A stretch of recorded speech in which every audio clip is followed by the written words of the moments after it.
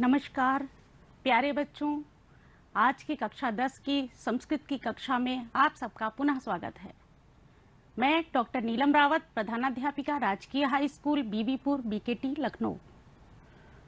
बच्चों, आज का हमारा विषय संस्कृत, उपविषय व्याकरण, प्रकरण संधि, भाग 2, कक्षा 10।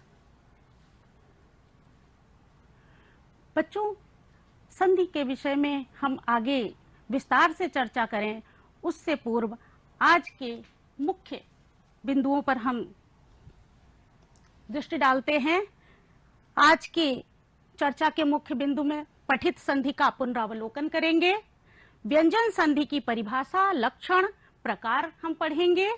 तत्पश्चात व्यंजन संधि के मुख्य सूत्रों पर चर्चा करेंगे, जिसमें मो अनुस्वार सूत्र पढ़ेंगे तथा अनुस्वारस्य यही पर सवर्णन सूत्र हम पढ़ेंगे। तत्पश्चात अभ्यास के कुछ प्रश्न और गृह कार्य हम पढ़ेंगे। बच्चों,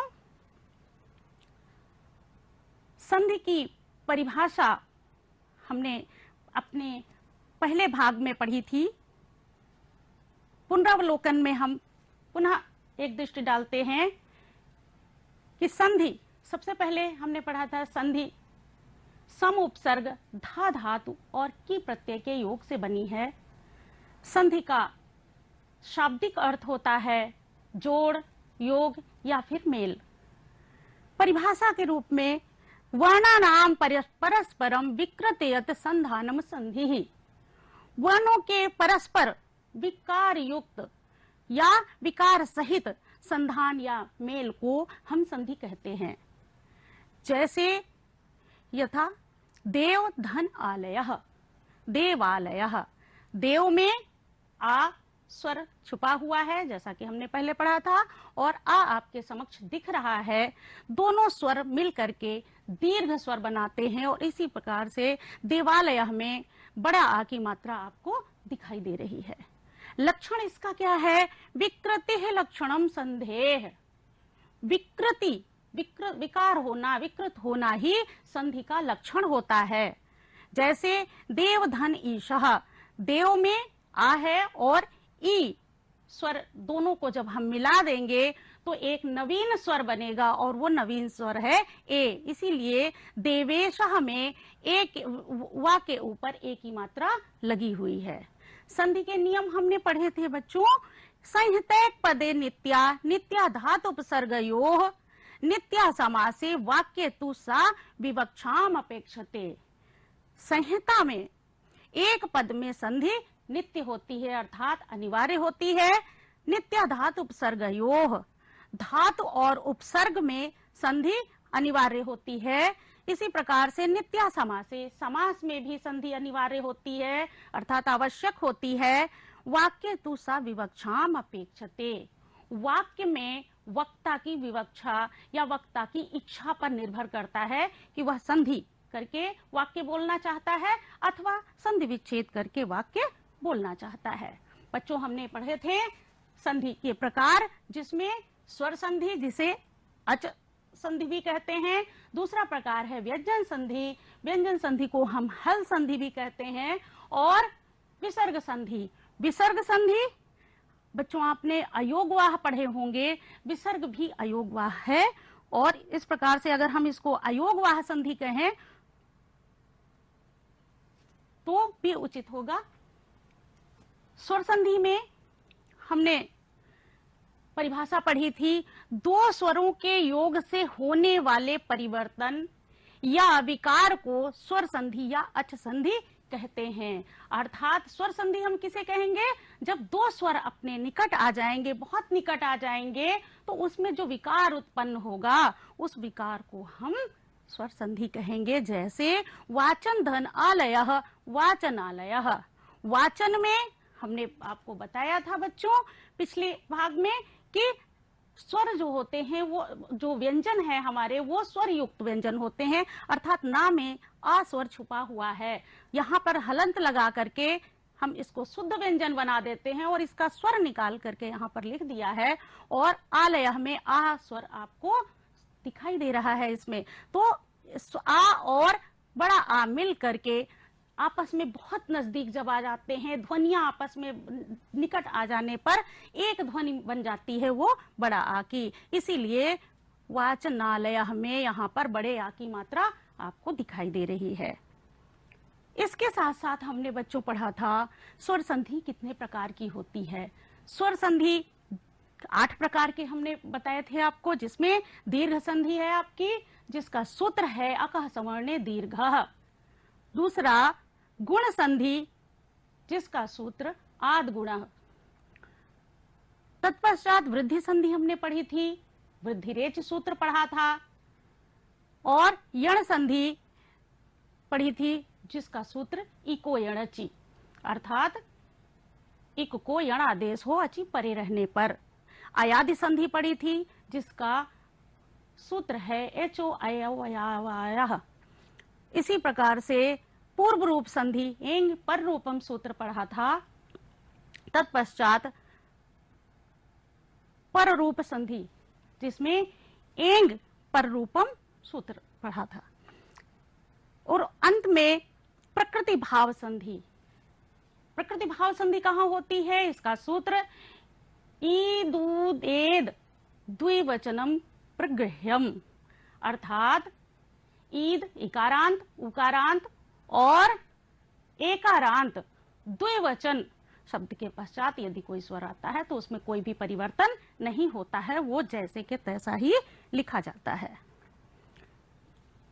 अब बच्चों, आज हमारी चर्चा का जो मुख्य विषय है, मुख्य बिंदु है, वो व्यंजन संधि। व्यंजन संधि को हम हल संधि भी कहते हैं। परिभाषा देख लेते हैं। जब किसी व्यंजन का किसी परवर्ती व्यंजन, परवर्ती अर्थात बाद में आने वाले व्यंजन या स्वर के साथ, व्यंजन के साथ मेल होता है तो व्यंजन वर्ण में विकार उत्पन्न होता है, उसे व्यंजन संधि कहते हैं। और यह विकार प्रायः पूर्ववर्ती व्यंजन में होता है। फिर से बच्चों समझ लीजिए, जब किसी व्यंजन का किसी परवर्ती स्वर या व्यंजन के साथ, जब किसी व्यंजन का परवर्ती अर्थात बाद वाले व्यंजन के साथ, व्यंजन हो अथवा स्वर हो, उसके साथ मेल होता है तो व्यंजन वर्ण में विकार उत्पन्न होता है या परिवर्तन होता है, उसे व्यंजन संधि कहते हैं। और यह विकार प्रायः पूर्ववर्ती, पूर्ववर्ती अर्थात पहले वाले में होता है। जैसे उदाहरण स्वरूप रामश्चिनोति, रामश्चिनोति बना, कैसे बना? रामस में सा आपका दंत सा है और सा के पश्चात व्यंजन है, अर्थात सा व्यंजन है, और सा व्यंजन के साथ चा, चवर्ग का चा है, अर्थात इसमें परिवर्तन होगा। यह चा अपने रूप को परिवर्तित करके शा में, अर्थात तालव्य शा में परिवर्तित हो जाता है, और यहाँ पर आपको तालव्य शा दिखाई दे रहा है।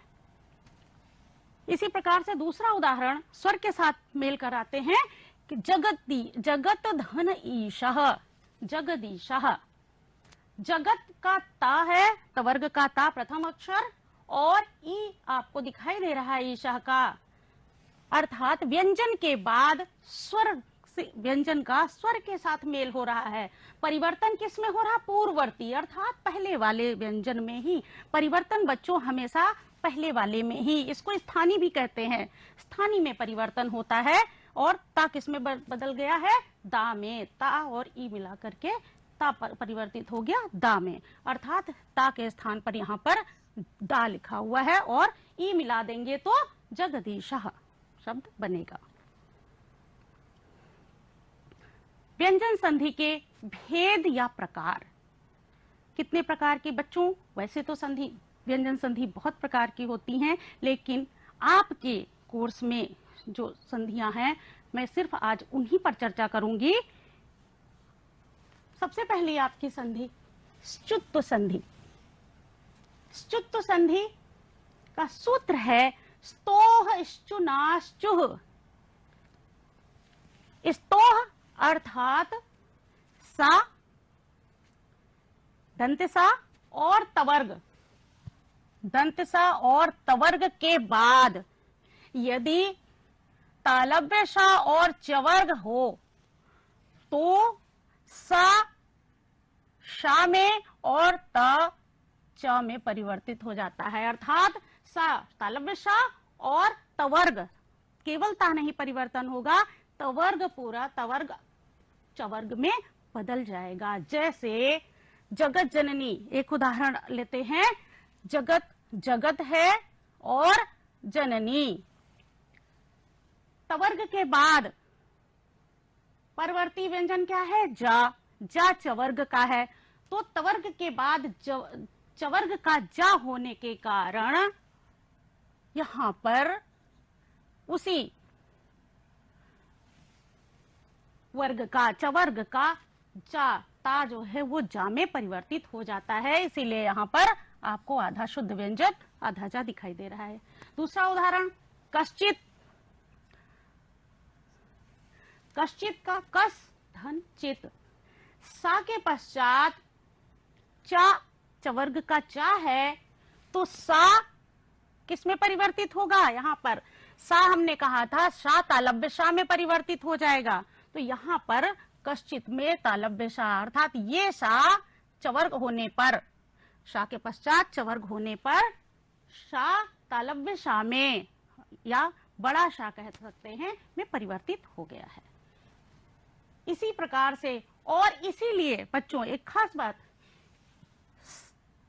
सा या तवर्ग के बाद शा या तवर्ग चवर्ग आता है तो तालव्य शा और चवर्ग हो जाता है, अर्थात इश्चु हो जाता है।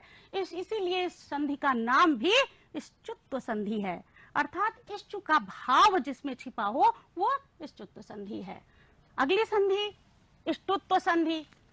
नाम से ही बच्चों पता चलता है कि ये इसमें क्या परिवर्तन होना है। इसमें भी सा या तवर्ग के बाद षटकोण वाला शा या टवर्ग आए, शा या तवर्ग के बाद मूर्धन्य सा या टवर्ग आता है, तो ये सा अर्थात आपका दंत सा मूर्धन्य सा में परिवर्तित हो जाता है और तवर्ग टावर्ग में परिवर्तित हो जाता है। इसीलिए इस संधि का नाम इष्टुत्व संधि है, अर्थात इष्टुत्व का भाव इसमें छिपा हुआ है, अर्थात स्तोह के स्थान पर इष्टुः आदेश हो जाता है। जैसे उदाहरण, तट्टीकः, तत् धन टीकः। तत् का ता है, तवर्ग के बाद क्या है? टवर्ग है, टा है, इसलिए तवर्ग टवर्ग में परिवर्तित हो जाता है, अर्थात इस स्थान पर परिवर्तन होगा, विकार होगा और यहां पर क्या हो जाएगा? आधा टा। यहां पर आपको आधा टा दिखाई दे रहा है उदाहरण में। दूसरा उदाहरण है उड्डयनम। उत्तधन डयनम, तवर्ग के बाद डा है, टवर्ग का डा है, इसीलिए टवर्ग का डा ही यहाँ पर तीसरा अक्षर टवर्ग में हो जाएगा, इसीलिए उड्डयनम ता डा में परिवर्तित हो गया, इष्टुः में परिवर्तित हो गया, इसीलिए इसको हम इष्टुत्व संधि कहते हैं। अगली संधि जश्त्व संधि। जश्त्व संधि में सूत्र है आपका झलाम जसो अंते। बच्चों झलाम, जो झल है, आपने माहेश्वर सूत्र पढ़े हैं और माहेश्वर सूत्र के बाद आपने उन सूत्रों से प्रत्याहार बनाना भी सीख लिया है, इसलिए झल प्रत्याहार के अंतर्गत आपको पता है, मैं पुनः बता देती हूँ, झल में झबे से आप शुरू करेंगे और हल तक के आपके समस्त वर्ण, समस्त माहेश्वर सूत्र आ जाएंगे। अर्थात कहने का तात्पर्य क्या है, आप सिर्फ हैवरट छोड़ दीजिए, लण और यम गणनम छोड़ करके सारे जितने व्यंजन हैं वो इस झल के अंतर्गत हैं। अगर आप और सरल ढंग से इसको समझेंगे तो झल में क्या आ जाएगा? पहला वर्ग, वर्ग का पहला अक्षर, दूसरा अक्षर, तीसरा अक्षर और चौथा अक्षर, और इसके साथ साथ तीनों सा और हा, वो झल कहलाएंगे। इसके पश्चात कोई भी वर्ण आए, कोई भी व्यंजन हो, तो उसको जस आदेश हो जाता है। झल के बाद कोई भी व्यंजन आने पर, वो चाहे स्वर हो अथवा व्यंजन हो, कोई भी स्वर या व्यंजन आने पर झल जस में परिवर्तित हो जाएगा। जस क्या है बच्चों? जब गड दश, महेश्वर सूत्र में आपने देखा, जा ये चवर्ग का तीसरा अक्षर है, बा पा फा बा पा वर्ग का तीसरा अक्षर है, गा वर्ग का तीसरा अक्षर है, ज ब ग ड ट वर्ग का तीसरा अक्षर डा है, और दा त वर्ग का तीसरा अक्षर है। अर्थात झल के स्थान पर जस आदेश होने का मतलब यह है कि यहाँ पर झल पहले कोई भी हो स्थानीय में, उसके बाद कोई भी व्यंजन आए, परिवर्तन कहाँ होगा? झल में। झल क्या हो जाएगा? तृतीय वर्ण में परिवर्तित हो जाएगा। जैसे दिगंबरः, एक उदाहरण ले लिया, दिगंबरः को अलग अलग करेंगे तो दिक धन अंबरः। दिक में का है, का क्या है? पांचों वर्ण है आपके, पांचों वर्णों में से प्रथम वर्ण का पहला अक्षर है, कवर्ग का पहला अक्षर का है, और का के तुरंत बाद आ है स्वर आपका, तो गा किस में परिवर्तित हो जाएगा? गा तीसरे अक्षर में, अर्थात कवर्ग का तीसरा अक्षर गा है, गा में परिवर्तन हो जाएगा। इसीलिए यहाँ पर गा लिखा हुआ है का के स्थान पर, और रूप बना दिगंबरः। इसी प्रकार से वागीशः, वाक धन ईशः, वाक में का है आपका, कवर्ग का पहला अक्षर का, और उसके पश्चात ई है, का किस में परिवर्तन हुआ? पुनः अपने वर्ग के गा में परिवर्तित हो गया, और गा के बाद ई की मात्रा लगने पर यहाँ पर वागीशः, गा में ई की मात्रा मिल गया है, संधि कर दी गई है, और वागीशः शब्द सिद्ध होता है। एक और चीज बच्चों इसमें ध्यान देने की बात है कि का वर्ग कंठ वर्ग है, तो कंठ वर्ग जो है वो व्यंजन में जब हम इसमें जाएंगे जस में, तो जस में जो वर्ण कंठ का होगा वही आदेश यहाँ पर होगा। तो या तो बच्चों आप ये कह सकते हैं कि का के स्थान पर उसी वर्ग का गा हो जाएगा, अथवा कंठ स्थानी के स्थान पर कंठ स्थानी तृतीय अक्षर हो जाएगा। यहाँ पर कोई भी वर्ण हो सकता था। यदि चा वर्ग का होता तो चा वर्ग का ही, तालु वर्ग का ही यहाँ पर तृतीय अक्षर होता। अगला सूत्र है बच्चों, संधि का नाम है चर्त संधि। चर्त संधि का सूत्र है खरिचा। संधि का नाम बच्चों आपको बताया हमने कि जो आदेश होगा उस आदेश के नाम पर ही संधि का नाम होता है। जैसे जसोवंते जस आदेश हो रहा था, इसलिए जस्तु संधि है, यहाँ पर चर्त संधि है। सूत्र खरिचा। खरिचा सूत्र क्या कह रहा है? आपने यहाँ झल पढ़े, झल के बाद, झल वर्ग का पहला, दूसरा, तीसरा, चौथा, शाखा शाह के बाद यदि खर प्रत्याहार आता है, खर प्रत्याहार में वर्ग का प्रथम और द्वितीय वर्ण और साथ ही साथ तीनों सा आपके आ जाते हैं, तो झल प्रत्याहार के पश्चात खर प्रत्याहार आने पर चर आदेश हो जाता है। चर क्या है? चट तव, वह हटा दीजिए, कपय, कपय का या यानी इत संज्ञक है, इन संज्ञक वर्णों को हटाने के पश्चात आपका वर्ग का प्रथम अक्षर बचा। तो यहाँ पर झल के बाद खर आने पर, परे क्या हो? खरी सप्तमी विभक्ति है, यानी ये बाद में ही होगा।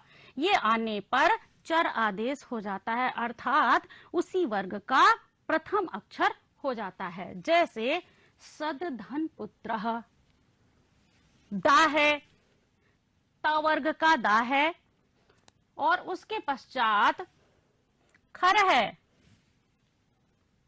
खर में पहला और दूसरा होना चाहिए, या फिर तीनों सा में से कोई हो, तो खर, ये भी खर है। और खर आने पर पहले वाले में क्या परिवर्तन हो गया? उसी वर्ग का पहला अक्षर हो जाएगा। उसी वर्ग का अर्थात दाता वर्ग का है तो ता वर्ग का पहला अक्षर क्या है? ता है। इसलिए यहाँ पर सतपुत्र रूप सिद्ध होता है। ता यहाँ पर आपको दिखाई दे रहा है। इसी प्रकार से उद धन साह उत्साह रूप बना। उद के पश्चात दा के पश्चात सा है, दंत सा है, तो परिवर्तन किस में होगा? पूर्ववर्ती व्यंजन में। दा के स्थान पर उसी वर्ग का अर्थात ये खर है आपका और ये आपका झल है। झल के बाद खर आने पर चर आदेश हो जाता है, अर्थात उसी वर्ग का पहला अक्षर दा है, ता वर्ग का, ता वर्ग का पहला अक्षर ता है। इसलिए यहाँ पर ता आपको दिखाई दे रहा है। इसके पश्चात अनुस्वार संधि। अनुस्वार संधि का सूत्र है मु अनुस्वार। मु अनुस्वार सूत्र क्या कहता है कि मां को अनुस्वार आदेश हो जाए, मां को अनुस्वार हो जाए। यहां पर देवम वंदे, देवम वाह में मां है, यह अनुस्वार, और वंदे यहां पर अलग अलग करेंगे। देवम धन वंदे, मां हलंत आपका मां है, मां के पश्चात व्यंजन है, व्यंजन आने पर या हल कह सकते हैं, हल आने पर मां अनुस्वार में परिवर्तित हो जाएगा। इसीलिए यहां पर देवम के ऊपर अनुस्वार आपको दिखाई दे रहा है। अगली संधि आपकी परसवर्ण संधि। परसवर्ण संधि में सूत्र है अनुस्वारस्य यई परसवर्णः। क्या सूत्र कह रहा है कि अनुस्वार के पश्चात यई आ जाने पर, यई क्या है वरट से, हा को छोड़ करके या से लेकर कपय के या तक सारे व्यंजन आपके यई के अंतर्गत आते हैं। तो अनुस्वार से यही परसवर्णः, अनुस्वार के पश्चात ये का कोई भी व्यंजन आता है तो उसका परसवर्ण हो जाता है। जैसे परसवर्ण हो जाता है उसी वर्ग का पंचम अक्षर हो जाता है। जैसे मुंचितः, मुम धन चितः। अब अनुस्वार है, उच्चारण करेंगे मुम का तो अनुनासिक, अनुस्वार का नासिका से उच्चारण बाद में होता है। तो अंतिम क्या है इसका? अनुस्वार। माँ का उच्चारण में अंतिम जो व्यंजन निकल रहा वो माँ है। माँ के पश्चात आपका ये वर्ण का चा है, तो ये किस में परिवर्तित हो जाएगा? उसी वर्ग के पांचवें अक्षर में परिवर्तित हो जाएगा।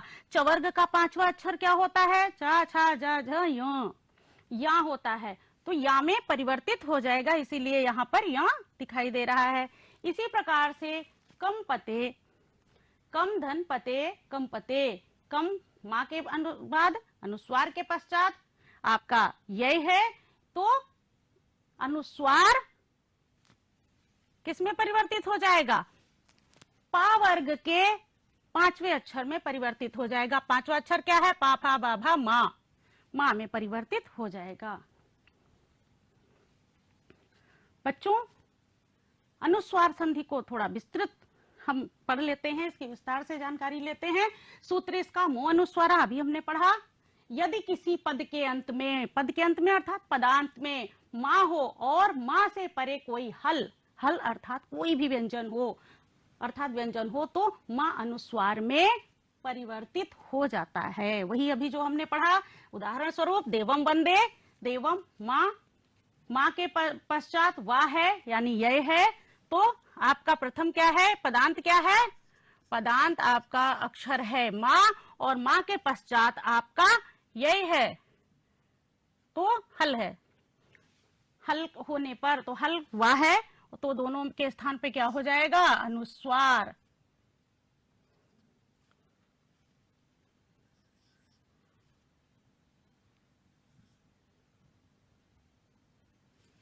इसी प्रकार से गृहम गच्छति, गृहम के पश्चात गा है, गा आपका व्यंजन है, तो मां के बाद व्यंजन आने पर गा मां अनुस्वार में परिवर्तित हो जाता है। अनुस्वार का आपको चिन्ह दिखाई दे रहा है।